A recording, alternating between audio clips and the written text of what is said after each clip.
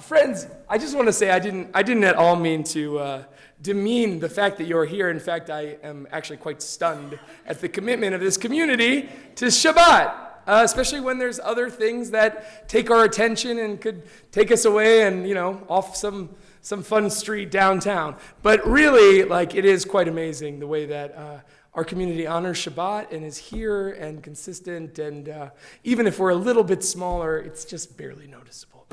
I also want to say that because you're not at Fiesta right now, we wanted to make sure that the chapel felt like being at Fiesta.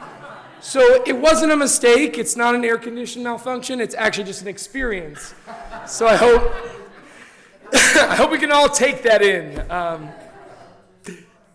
Thank you so much. Thank you so much. We're strong Texan people. Show me your shoes. Wow. So speaking of that, today I celebrated my first ever fiesta. Thank you. I didn't get applause, but I was hoping to get applause. Though I didn't fully realize how much went into the setting up of chairs with our men's club.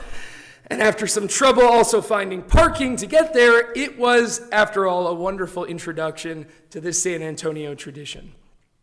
Obviously, though, I couldn't help but make comparisons to Mardi Gras, as I have celebrated that festival for many years of my life.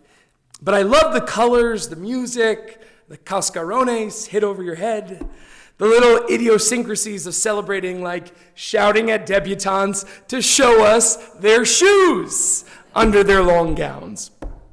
I found Fiesta had certain things that Mardi Gras never does, like inflatable floats, which I only ever saw on TV in the Thanksgiving Day parade, I realized.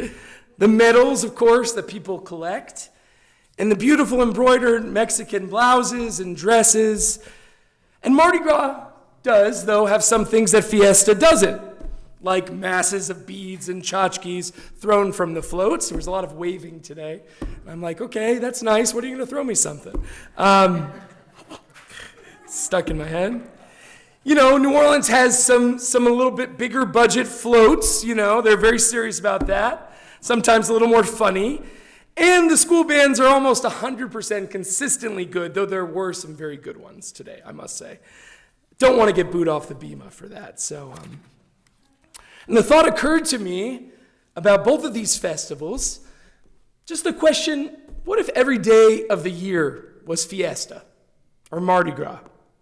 Would people still come to celebrate? Would we get any work done? Would these festivals seem special at all? To me, it seems unlikely. They would probably just fade into the background of our lives, like Spurs regular season home games that we didn't go to, but happened anyway, of course. None of you feel that way, apparently. I'm sorry, I touched on a nerve. I'm saying that playoffs are really important, and I'm excited for them. Like birthday celebrations that we missed, like the shows we forgot were happening in town until the day after they ended. San Antonio would become Fiestaville, but the fiesta wouldn't quite feel the same as it does when it comes around this time of year. And perhaps this would be actually bad for our society. Some people could become addicted to the celebration, lose their jobs, become disconnected from their real life, and never really grow up and figure out what is actually important in life. Now, the question of what makes something sacred, whether it be in space or time or lifestyle, is a question our Parsha this week is deeply interested in. You saw the segue there. But it starts with a painful background story. 2 weeks ago, we read about the beginning of the Mishkan being constructed and inaugurated. And there is kind of proof that the Mishkan works when a fire from God consumes Aaron's offerings. But then immediately after, the Torah tells us that Aaron's sons bring fire pans, offer incense in the Holy of Holies, and are themselves consumed in fire because they offered a strange offering not commanded by God. In the wake of this tragedy, we come to our Torah portion, which begins with the words Acharei Mot, after the death of Nadav and Avihu, in which God reminds Moses to tell Aaron that a priest cannot just go anytime they want into this holiest of areas, where God's presence rests on the mantle that covers the Ark of the Covenant. This command brings out a new dimension that wasn't mentioned in the previous Parsha about what Nadav and Avihu did wrong in their offerings. Not only was the offering not commanded, but also their very presence in the Holy of Holies, in the tent of meeting, in a casual manner led to their demise. This command is followed by the instruction that only the Kohen Gadol, the high priest Aaron, can enter this holiest precinct one time each year to cleanse the sanctuary from accumulated sins of the community on a day called Yom HaKippurim, the Day of Atonements, or acts of covering over. Only this one leader can enter this space one time each year.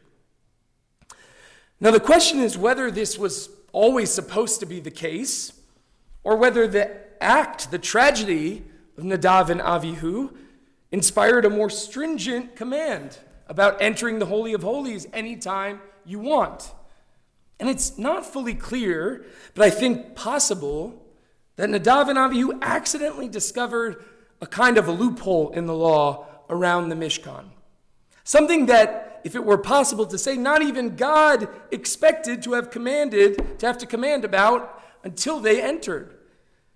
Much like when a nuclear plant has a meltdown, Moses and Aaron had to learn lessons from the tragedy to move forward in their holy service with greater safety.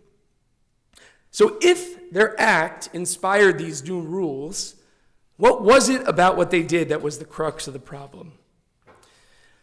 Now I'd like to propose that in the rapture and wonderment of seeing the Mishkan function, and with God's presence so palpable, that they got carried away in their spiritual ecstasy and tried to make the most sacred space into a place where they could enter whenever they desired.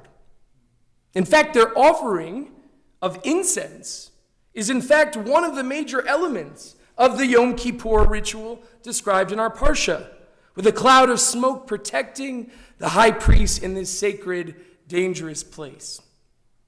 In doing so, they turned a once-a-year holy ritual in the holiest space on earth into a weekday, profane opportunity to connect with God.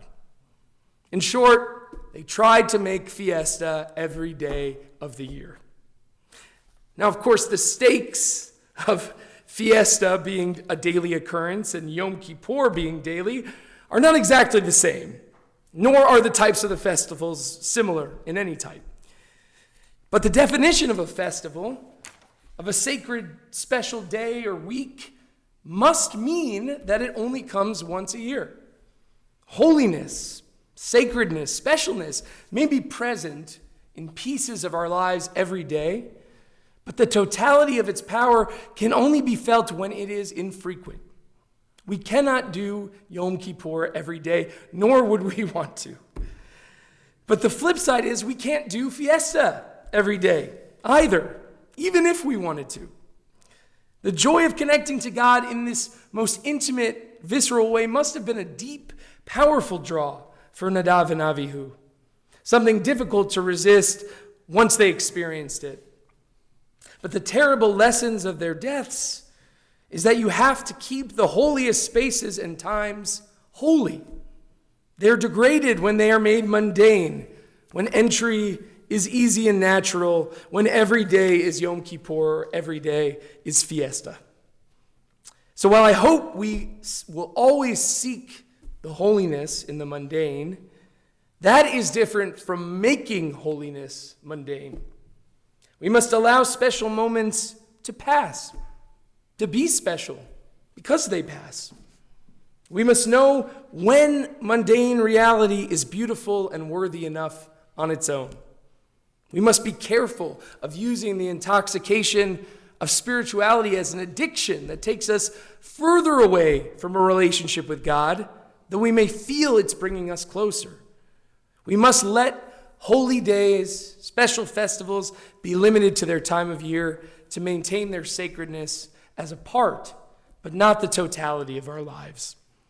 And we must not imagine that the only way to have a relationship with God is through large, intense spiritual gestures. We can be satisfied with the divine we experience in mundane moments, not just the highs of spiritual ecstasy. We can keep fiesta, and look forward to the joy and connection it brings only once a year. Shabbat Shalom.